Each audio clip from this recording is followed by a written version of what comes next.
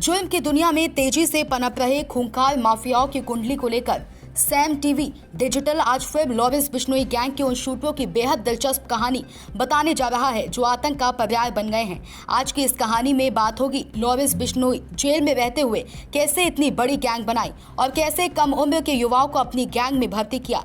तो चलिए शुरुआत करते हैं लॉरेंस बिश्नोई गैंग में शामिल उन शूटरों की कहानी को लेकर जो अभी हाल ही में मुंबई को हिलाकर रख दिए हैं। 32 साल का लॉरेंस बिश्नोई जुर्म की दुनिया का एक ऐसा नाम बन गया है जिसे अब सोशल मीडिया पर लाखों युवा फॉलो करते हैं। यही नहीं, लॉरेंस बिश्नोई के हजारों वीडियो सोशल मीडिया पर अपलोड हैं जिसे आजकल के युवा खूब देख रहे हैं। ज्यादातर वीडियो में लॉरेंस बिश्नोई धमकी वाले तेवर में ही रहता है जो आजकल के युवाओं को अलग ही दिशा में ढकेल रहा है। लॉरेंस बिश्नोई गैंग में कैसे होते हैं भर्ती?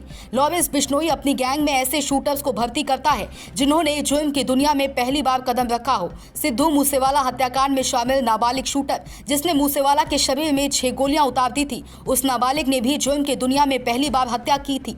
वहीं सूत्रों के मुताबिक लॉरेंस बिश्नोई गैंग देश के दर्जन भर राज्यों में 2000 से भी ज्यादा शूटर्स हैं जिनमें से अधिकतर का तो मामूली क्रिमिनल रिकॉर्ड है। कम उम्र के ही युवा नामी हस्तियों का किए हत्या। पंजाबी सिंगर सिद्धू मूसेवाला से लेकर एनसीपी नेता बाबा सिद्दीकी की हत्या में जो शूटर्स गिरफ्तार हुए उनमें से कई का कोई क्रिमिनल बैकग्राउंड नहीं था। हालांकि उनका लिंक लॉरेंस बिश्नोई गैंग से था और कम ही उम्र के युवा ज्यादातर हत्या में शामिल पाए गए। इस हत्या में यूपी और हरियाणा के युवा शामिल रहे। तो चलिए बताते हैं कि आखिर लॉरेंस कैसे इन शूटर्स को गैंग में भर्ती करता है।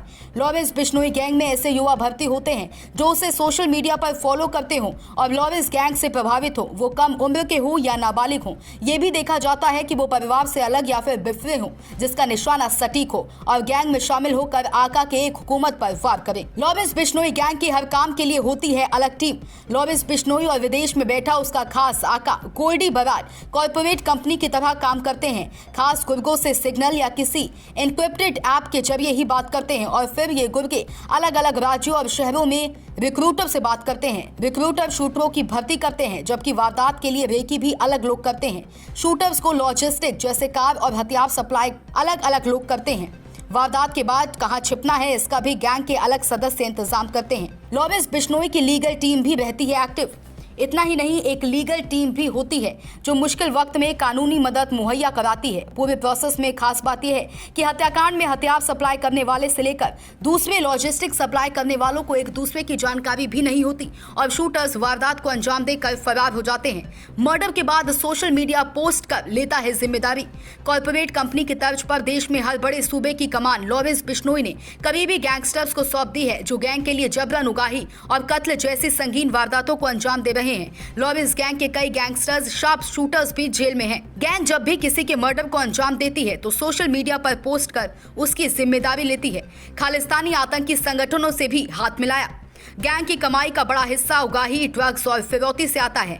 जांच एजेंसियों की माने तो विदेश में वर्चस्व को बढ़ाने के लिए लॉरेंस गैंग ने कई खालिस्तानी आतंकी संगठनों से भी हाथ मिलाया है। फंडिंग के लिए उनके इशारे पर पंजाब में कई बड़ी वारदातों को भी अंजाम दिया, लेकिन सरकार के दबाव के बाद ये गैंग वापस देश में वर्चस्व कायम की होड़ में जुटे हैं। तो ऐसे ही जुर्म की दुनिया से जुड़ी तमाम कहानियों को देखने के लिए सैम टीवी डिजिटल सब्सक्राइब करें। Bureau report, Sam TV. Subscribe करें साम टीवी, क्योंकि हम आ गए हैं अब आपके बीच। दिखाएंगे सत्ता के वादों और अपराधियों के एक एक कारनामे की हकीकत। और हाँ, अगर आपके पास भी हो कोई ऐसी खबर तो कमेंट करके हमें बताएं, क्योंकि बिना डर और दबाव के हम दिखाते हैं हर एक खबर डंके की चोट पर।